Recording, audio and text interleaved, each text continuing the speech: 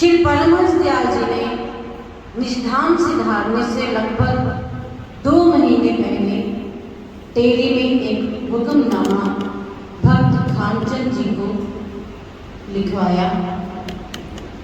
वो हुक्मनामा क्या था कि प्रिय खानचंद जी, सप्रेम आशीर्वाद, आप सब पुराने तथा नए सत्संगियों पर प्रकट कर दें कि हमारा यह इरशाद है कि जानशीन 2 तरह के होते हैं, एक जिस्मानी और दूसरा रूहानी। जिस्मानी जानशीन तो बाबा विशुद्धानंद जी लगभग 1.5 साल पहले से हो चुके हैं और ये सबको ही पता है।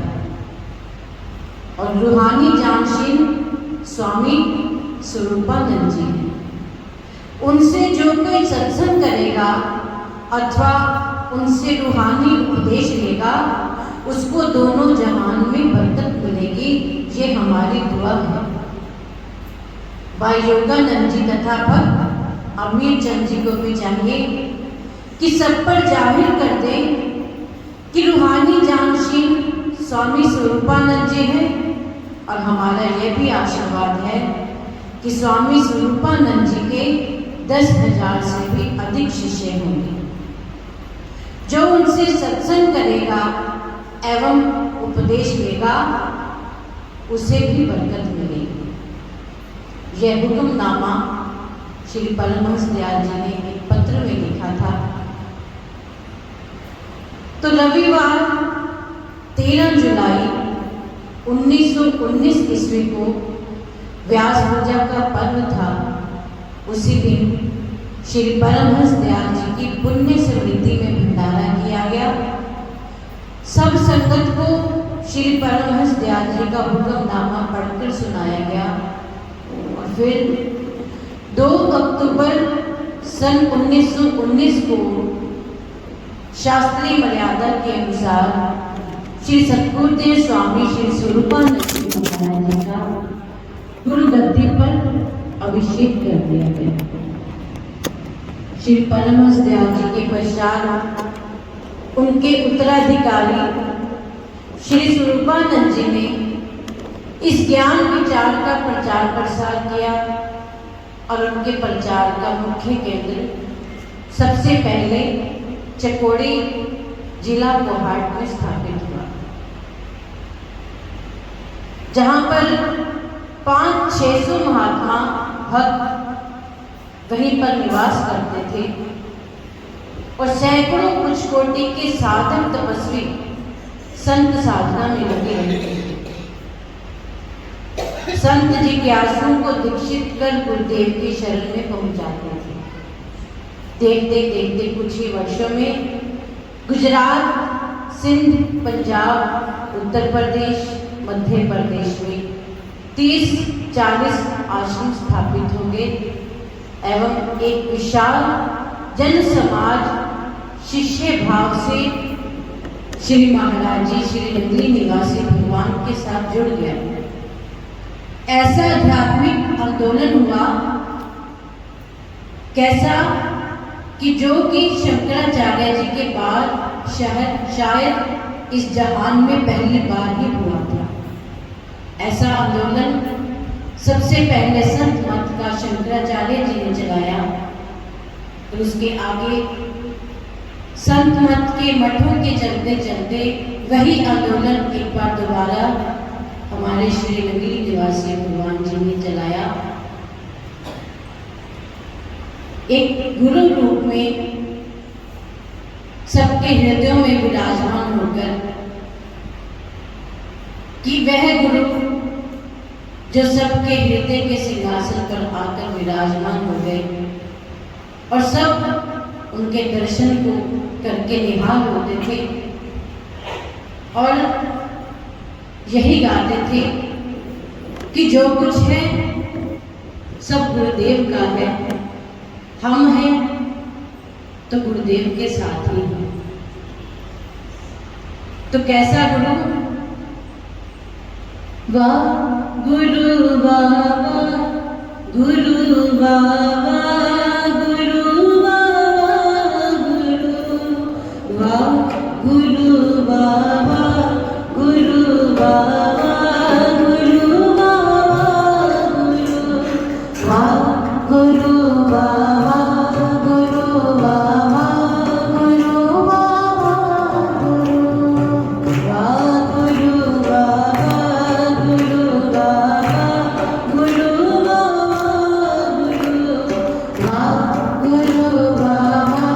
गुरु बाबा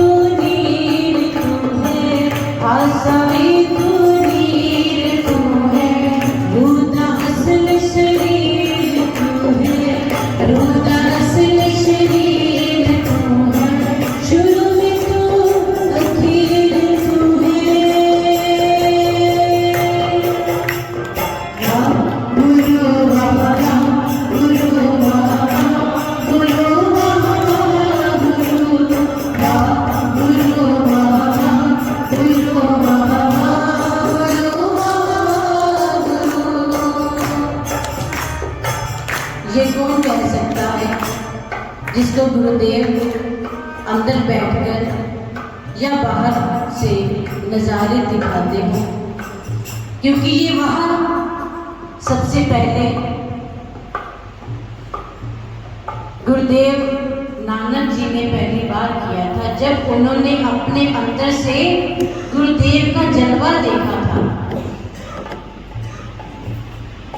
अपने अंतरात्मा में गुरुदेव के जलवे को देखकर आंखें बंद करके उन्होंने जब वह कहना शुरू किया, तो उनकी वह को सुनकर बाहर सभी जो संगत बैठे थे उनको देखकर वो भी क्या कहने लगी, वाह गुरु बाबा गुरु बाबा गुरु बाबा वाह गुरु बाबा गुरु बाबा गुरु बाबा उठ भी तेरे पत्ते तेरे उठ भी तेरे पत्ते तेरे लहर सारी छत्ते तेरे लहर सारी छत्ते तेरे फिक्के तेरे रत्ते तेरे फिक्के तेरे रत्ते तेरे रंगिया सारी कत्ते तेरे रंगिया सारी कत्ते तेरे तू कण कण विच कण कण तेरा सत ही सुनने सत्ते तेरे वाह गुरु बाबा गुरु बाबा गुरु बाबा वाह गुरु बाबा गुरु बाबा गुरु बाबा वाह गुरु बाबा गुरु बाबा गुरु बाबा पक्के तेरे कच्चे तेरे पक्के तेरे कच्चे तेरे। ये गुरुदेव कोई कैसा भी है लेकिन वो आपका ही है। पक्के तेरे कच्चे तेरे पक्के तेरे कच्चे तेरे झूठे तेरे सच्चे तेरे झूठे तेरे सच्चे तेरे सानू पार लगा दो सतगुर असीं अनजाने बच्चे तेरे वाह गुरु बाबा गुरु बाबा गुरु बाबा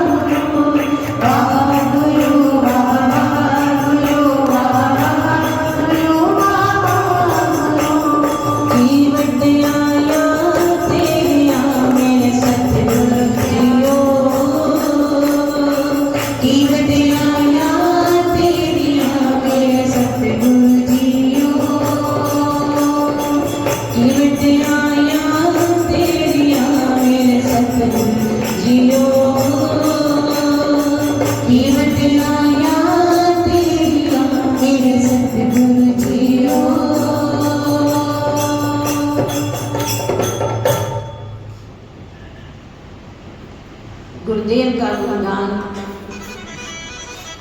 गा रही है सब संगत। कौन गुरुदेव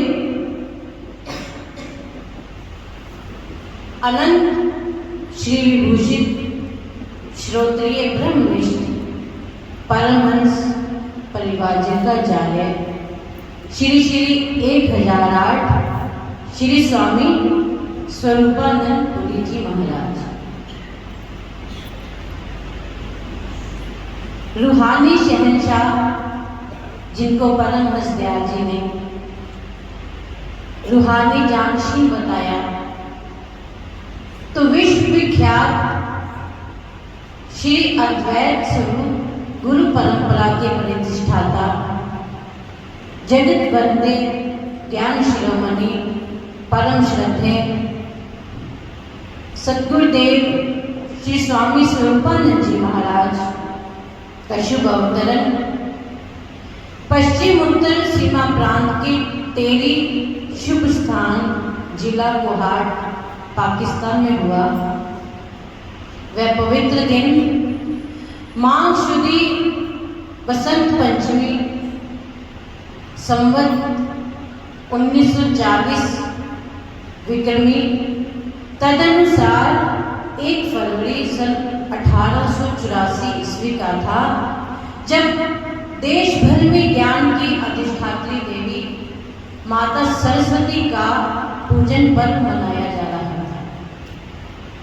देश में उस समय श्री रामकृष्ण परमहंस, स्वामी विवेकानंद, स्वामी रामतीर्थ और योगी अरविंद परमहंस योगानंद, महर्षि रमन, साईं बाबा तथा अन्य बड़े बड़े संत महापुरुष भिन्न भिन्न क्षेत्रों में अध्यात्म का ज्ञान प्रचार करने में लगे हुए थे।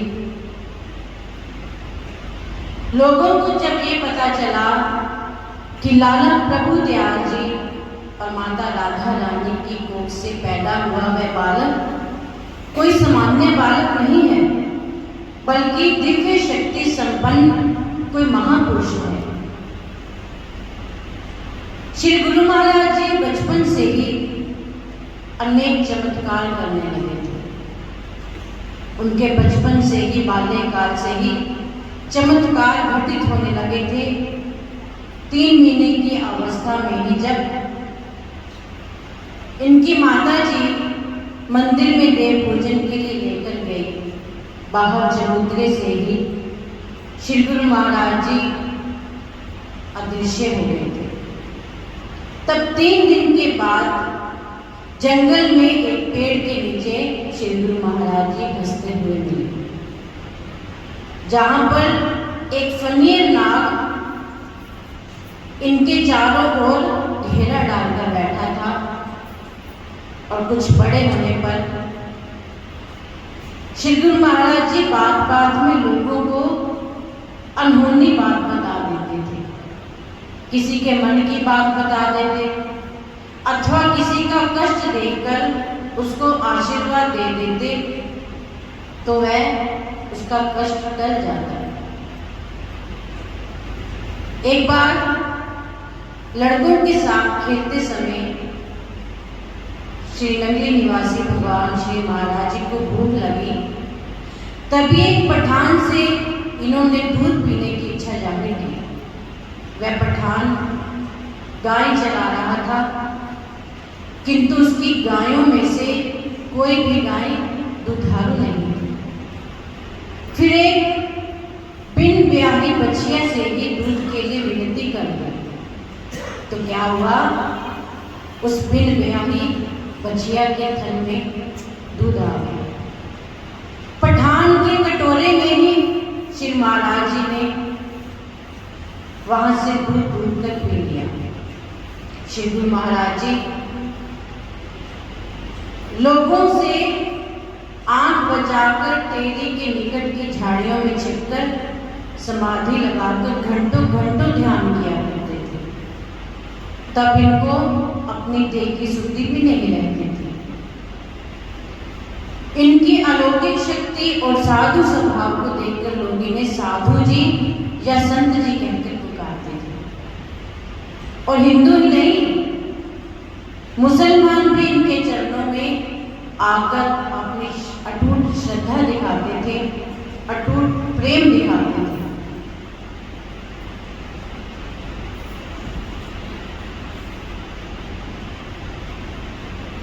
और उसके पश्चात गुरुदेव श्री परमहंस दयाल जी ने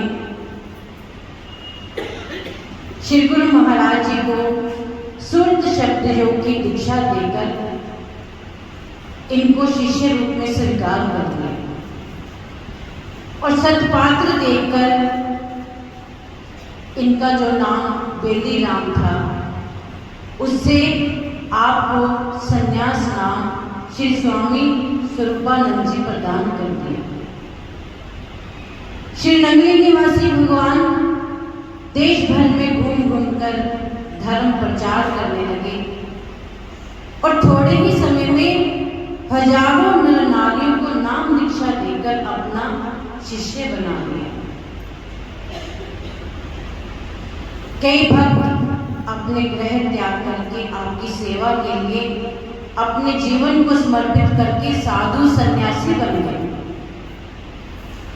और सबसे पहले सीमा प्रांत में चकोड़ी का आश्रम बनाया गया।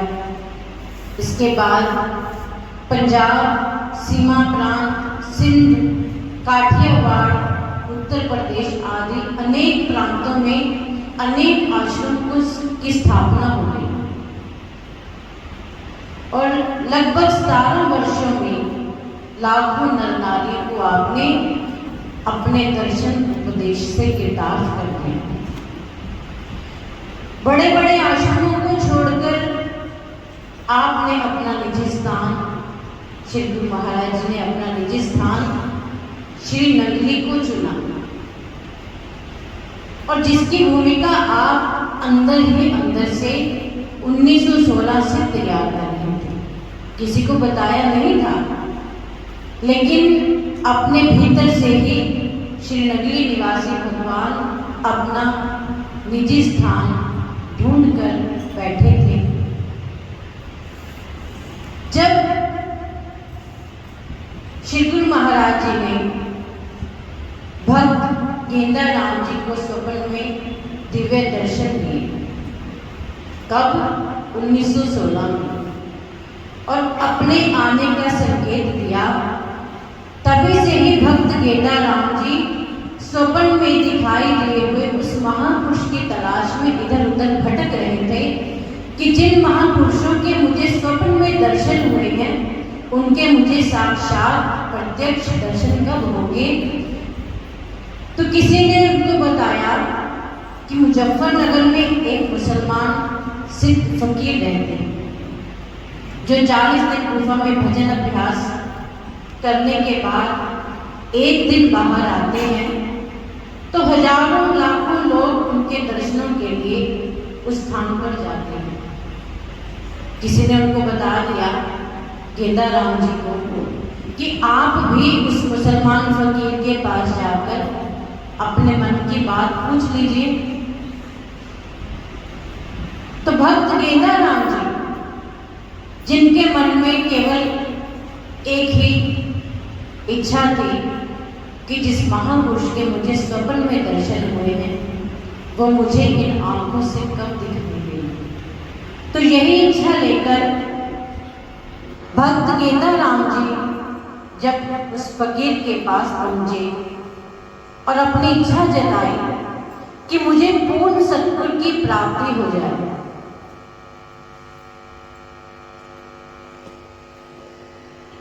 कहने लगे कि मैं चाहता हूं मुझे पूर्ण सत्पुर की प्राप्ति हो जाए, लेकिन मैं उन्हें ढूंढ नहीं पा रहा।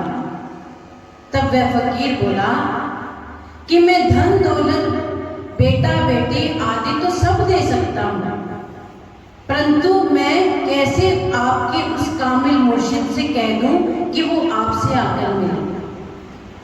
मेरे में इतनी हिम्मत नहीं है कि आपके मुर्शिद को, आपके कामिल पीर को मैं आज्ञा दूं कि वो आपसे आकर मिले। वे तो अपनी मौज से ही अवश्य ही आपको मिलेंगे, मायूस मत होना, केवल उनकी याद अपने दिल में बनाए रखना। ये बात कहकर फकीर ने उनको अमीरचंद जी को, गेंदाराम जी को वापस भेज दिया। काफी लंबे समय के बाद सन 1934 में श्री गुरु महाराज जी के प्रेमी सेवक स्वामी गुरु चरणानंद जी अचानक इस क्षेत्र में आए जहाँ पर गेंदाराम जी रहते थे। तो गेंदाराम जी स्वामी गुरु चरणानंद जी के सत्संग प्रचार से अत्यधिक प्रभावित हुए और उनसे भजन सिमरन की युक्ति पूछने लगे। स्वामी गुरु चरणानंद जी ने उनका प्रेम देखकर कहा कि हम तो यह युक्ति आपको नहीं बता सकते। यह युक्ति तो केवल आपको पंजाब में हमारे श्री इष्ट देव विराजमान हैं, आप वहां जाकर उनसे सहज योग प्राप्त कीजिए। और सन 1935 के जुलाई महीने में भक्त गेंदाराम जी व अन्य कुछ प्रेमी स्वामी गुरु चरणानंद जी के साथ चकोड़ी आश्रम पर आए। श्री गुरु महाराज जी के चरणों में हाजिर हुए तो भक्त गेंदाराम जी ने जिनके दर्शन स्वप्न में किए थे, आज वहां जाकर उन महाप्रभु जी के दर्शन अपनी आंखों से उस सुंदर स्वरूप के दर्शन किए तो आनंद विभोर उठे और खुशी से प्रेम आंसू बहाने लगे। तब श्री महाराज जी उनके सिर पर अपना दया में हाथ रखकर वचन फरमाए कि भक्त अब किस लिए रोते हो? अब तो चिरकाल से बिछड़े हुए मिल गए। तो वे अपने मनोभावों को छुपा न सके और कुछ दिन चिकोड़ी आश्रम में रहने लगे और रहने के पश्चात दादा दीनदयाल से गुरु मंत्र उपदेश लेकर गुरु दरबार के सेवक बन गए। कैसे सेवक बन गए, कैसी रूह? गुरु महाराज जी हमारे गुरुदेव अपने गुणों को पहचानते हैं, उनको इस संसार से ढूंढ निकालते हैं कि किस प्रकार जब अरबाब मुसलमान गोश्त जी से मिलने गया था और जाकर उनसे आशीष मांगने लगा था, तब उस फकीर ने कहा था कि हम आपको आशीष नहीं दे सकते, ये तो केवल आपके गुरु आपके पास जो रह रहे हैं इस समय श्री परमहंस दयाल जी वो ही दे सकते हैं। तो ये घटनाएं तब की नहीं है, ये घटनाएं आज भी हमारे साथ सबके साथ होती रहती हैं। ऐसी ही घटना हमारे स्वामी जी के भक्त, जिले के भक्त जिनके जद्दी गुरु थे, अपने गुरुओं के पास जाते थे, सेवा करते थे। सेवा करते तो उन्होंने जाकर आग्रह किया अपने जद्दी गुरुओं से कि आप हमें नाम दीक्षा दे दें। तो उन जद्दी गुरुओं ने क्या कहा कि हम आपको नाम दीक्षा नहीं देंगे, आपको नाम दीक्षा तो कोई शहंशाह देगा। इतनी बात कहकर वे गुरु चुप हो गए, लेकिन वे भक्त सेवा करते रहे। तो वे गुरु जो जद्दी गुरु थे, कई बार उन्होंने सेवा करते करते किसी बहाने से श्री स्वामी जी महाराज जी के दर्शन भी करवाए कि एक झलक देखी और फिर लुप्त हो गए। तो जो एक झलक उस भक्त के मन में, उनके मस्तिष्क पटल पर विराजमान थी, तब से वे उसी झलक को इस संसार में ढूंढने लगे कि वह झलक मुझे दोबारा कब प्राप्त होगी, वह गुरु मुझे दोबारा कब प्राप्त होंगे, कब मिलेंगे और गुरु का दर्शन मुझे कब होगा। तो धीरे धीरे सेवा करते करते किसी बहाने से, बहाना क्या, विवाह के पश्चात पत्नी के बहाने एक बार वो यहाँ पर श्री स्वामी जी महाराज जी के चरणों में आए पत्नी के कहने पर।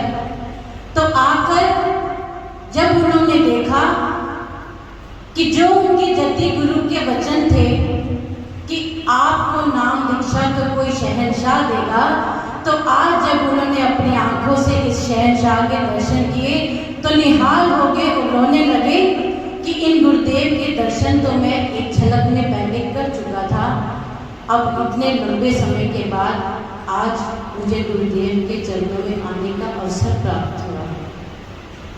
तो ऐसी लीलाएं आज भी श्री स्वामी जी महाराज हम सबके साथ करते हैं। ये कथा, ये भक्त जी कौन है जो अपने आश्रम में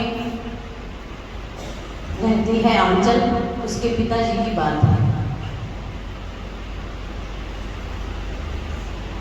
तो उसी प्रकार जब गेंदा राम जी को गुरुदेव मिल गए, उनका दर्शन किया, तो सेवक बनने के बाद, नाम दीक्षा लेने के बाद भक्त गेंदा राम जी ने श्री गुरु महाराज जी से श्री नंगली में दर्शन देने की प्रेम प्रार्थना की। महाप्रभु ने इनकी विनती को स्वीकार किया और एक दिन भ्रमण करते करते सन 1935 ईस्वी में मेरठ के निकट भक्त गेंदा राम जी के कहने पर नंगली की भूमि पर पधारे। वहां कुछ समय रुककर ग्रामीण जनता के बीच खूब उपदेश बांटा। ना जाने क्यों आपको नंगली की भूमि इतनी भा गई कि उसी को अपना हमेशा हमेशा के लिए रहने का स्थान बना लिया। वहां कुआं खुदवाकर उसके जल को अमृत की गुणवत्ता प्रदान की तथा नंगली को श्री नंगली बना दिया, श्री नंगली तीर्थ बना दिया।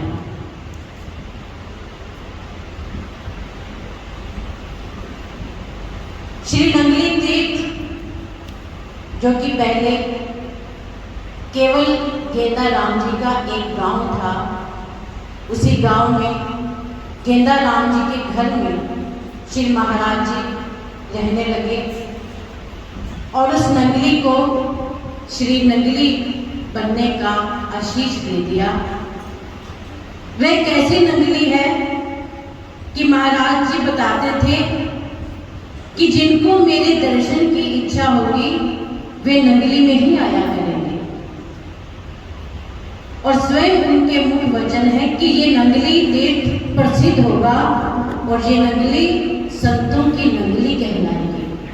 ये मेरा आदि स्थान अर्थात गद्दी है। इसे साधारण कुटिया ना समझना, ये गुरु मंदिर है, गुरु का द्वारा है। यहाँ की मिट्टी भी पूजी जाएगी और पवित्र चरण धूलि कहलाएगी। और लगभग 2 महीने दिल्ली में दर्शन देकर हृदय सम्राट मार्च के दूसरे हफ्ते श्री नंगली साहिब पधार कर भक्तों को निहाल करने लगे।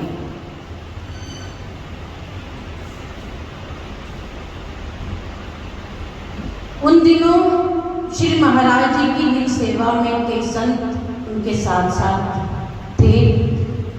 हृदय सम्राट श्री नंगली जी में भक्त गेंदा राम जी द्वारा समर्पित भवन, वहां पर आकर श्री गुरु महाराज जी विराजमान हुए।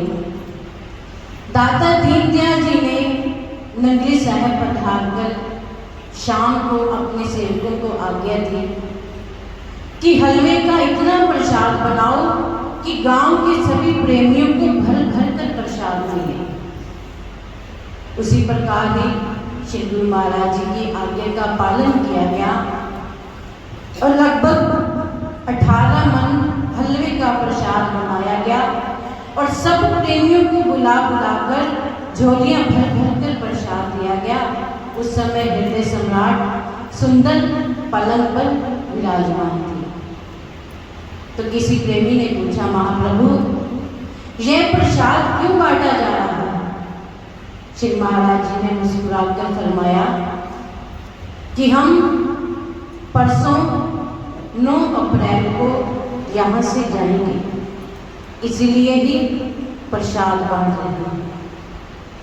तब सभी प्रेमियों ने श्री चरणों में विनती की, दादा दीनदयाल जी, हम लोग आपके पावन दर्शनों के बिना कैसे रहेंगे?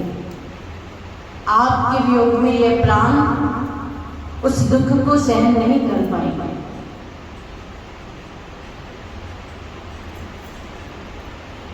बुधवार 18 अप्रैल को श्री महाराज जी सुबह अपने नियम अनुसार सैर पर गए।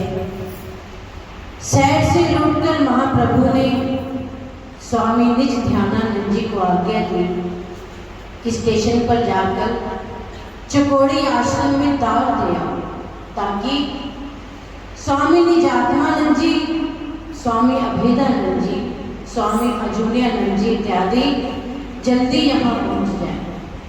और क्या कहा कि 1-2 शीशी इत्र की भी लेते आना। और साथ में क्या बोला कि 2 सफेद लट्ठे की चादरें भी मंगवा लेना। सेवादार महात्मा जी ने प्रार्थना की, महाप्रभु, चादरें तो पहले भी बहुत पड़ी हैं। तो गुरुदेव बोले, ये चादरें तो किसी विशेष काम आएंगी। स्वामी निज ध्यानानंद जी महाप्रभु की आज्ञा अनुसार इत्र की शीशियां और चादरें लेकर श्री चरणों में पहुंच गए। श्री नगली निवासी भगवान 8 अप्रैल की शाम को अपने नियम के अनुसार सैर के लिए गए। सैर से लौटकर श्री सद्गुरुदेव जी ने थोड़ी देर सत्संग किया, फिर कुछ भक्तों के पास बैठे। श्री नगली के ही रहने वाले भक्त रामचंद्र जी की ओर संकेत करके फरमाया कि मेरे पास 4 रोटियां हैं, एक तो पंजाब के लिए, एक ग्वालियर के लिए और बाकी 2 यहाँ नगली के लिए, क्योंकि नगली मुझे बहुत प्यारी है। कैसी नगली? किसी ने अपने शब्दों में बहुत सुंदर भाव रखा।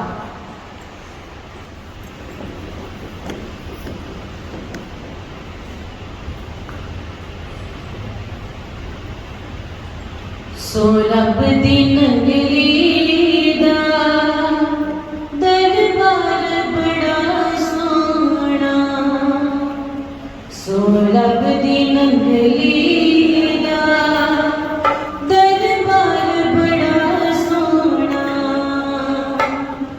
सोरब दी नगली दरबार बड़ा सोना, रब ने फरमाया है, रब ने फरमाया है, मेरा यार बड़ा सोना, सोरब दी नगली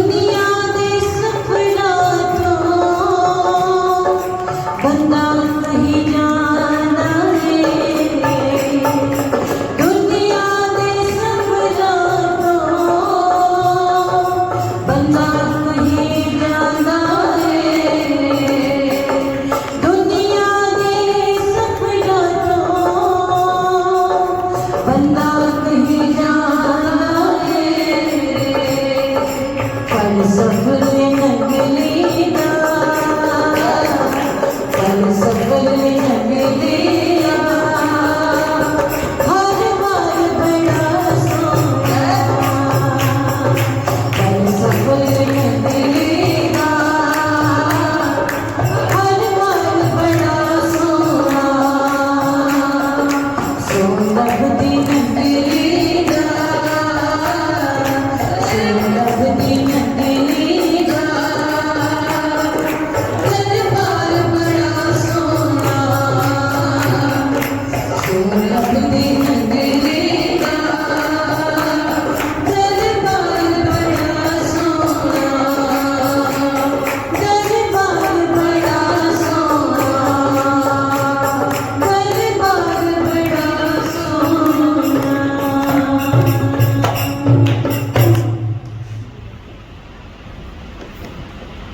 यही नगरी श्री गुरु महाराज जी को बहुत ही प्यारी है। रात को महाप्रभु ने थोड़ा भोजन किया और विश्राम करने लगे और अपने सेवादार महात्माओं को आज्ञा दी कि आप लोग इस कमरे के बाहर ही बैठे रहना। जब मुझे सेवा के लिए जरूरत होगी तो मैं घंटी बजाकर बुला लूंगा। यह घंटी हुजूर ने कुछ दिन पहले ही मंगवाई थी कि जब हुजूर एकांत में रहते थे तो आवश्यकता पड़ने पर घंटी बजाकर सेवकों को बुला लेते थे। सेवादार महात्माओं ने प्रार्थना की कि महाप्रभु आप सुबह 9 बजे जाने के लिए फरमा रहे थे, तो सुबह का नाश्ता और रास्ते के भोजन के बारे में जैसे आपकी आज्ञा हो वैसा किया जाए। तो सतगुरुदेव जी ने हंसकर फरमाया कि भक्त जाओ, जाकर आराम करो, समय आने पर हम स्वयं आपको बता देंगे। अंत में 9 अप्रैल का वह अभागा दिन आ पहुंचा। श्री सतगुरुदेव जी श्री नगरी निवासी भगवान ब्रह्म मुहूर्त में उठे और शौच क्रिया इत्यादि से निर्वृत्त होकर कमरे में जाकर पलंग पर विराजमान हो गए। सेवादार महात्मा को गुरुदेव ने आज्ञा दी कि आप सब लोग कमरे के बाहर बैठे रहो, आवश्यकता पड़ने पर आपको बुला लिया जाएगा। इतने शब्द कहकर श्री सतगुरुदेव जी ने उस कमरे का दरवाजा बंद कर लिया और पलंग पर विराजमान होकर पद्मासन लगाकर समाधि स्थित हो गए। उस समय लगभग प्रातः 4 बजे का समय था। काफी समय व्यतीत हो गया। सेवादार इसी प्रतीक्षा में थे कि कब उन्हें सेवा के लिए बुलाया जाएगा, लेकिन अंदर से कोई भी आवाज नहीं आई। समय बढ़ता गया, बीतता चला जा रहा था। एक एक करके पूरे 4 घंटे हो गए। सुबह के 8 बज गए, परंतु महाप्रभु ने सेवा के लिए किसी को ना बुलाया। और इधर भक्त हरनाम सिंह जी कार ड्राइवर, उन्होंने स्वामी सहज ध्यानानंद जी से आकर कहा कि मैं कार को तैयार कर लाया हूँ, जब भी श्री सतगुरुदेव जी की हो जाएगी तो मुझे बुला लेना। और इधर हृदय सम्राट प्राणाधार श्री सतगुरुदेव जी महाराज जी ऐसी अखंड समाधि में लीन हो गए जो फिर कभी खुल ना सके। स्वामी सहज ध्यानानंद जी ने दरवाजे के सुराखों से अंदर झांका तो उन्होंने श्री सतगुरुदेव जी को पद्म आसन लगाए, गर्म शाल ओढ़े पलंग पर विराजमान देखा, लेकिन उनका साहस नहीं हो पाया कि वो अंदर जाकर देख सके। सेवादारों के दिल व्याकुल हो रहे थे। वे सोच रहे थे कि आज पता नहीं हृदय सम्राट ने हमें बुलाया क्यों नहीं। जब वे प्रेमी इतना समय व्यतीत होने के बाद अपने आप को ना रोक सके तो कमरे के अंदर जाकर दाता दीनदयाल जी के चरणों में प्रणाम किया तो प्रतीत हुआ कि चरण ठंडे हैं। तो सोचने लगे कि महाप्रभु के पवित्र शरीर को शायद सर्दी लग गई है, तो जब उनकी मौज उठने की होगी तभी सही। फिर जाकर बाहर इंतजार करने लगे और समय व्यतीत हो जाने पर जब महाप्रभु ने किसी को भी नहीं पुकारा तो अंत में स्वामी सहज ध्यानानंद जी और दूसरे सेवादार महात्मा दरवाजा खोलकर कमरे के अंदर गए। जाकर चरणों को स्पर्श किया तो चरणों को वैसा ही ठंडा पाया तो सबके दिल चित्कार कर उठे। महाप्रभु की कोई हलचल ना पाकर सभी ढाई मार मार कर रोने लगे और पृथ्वी पर लौटने लगे। चारों ओर हाहाकार मच गया। प्राण धन श्री इष्टदेव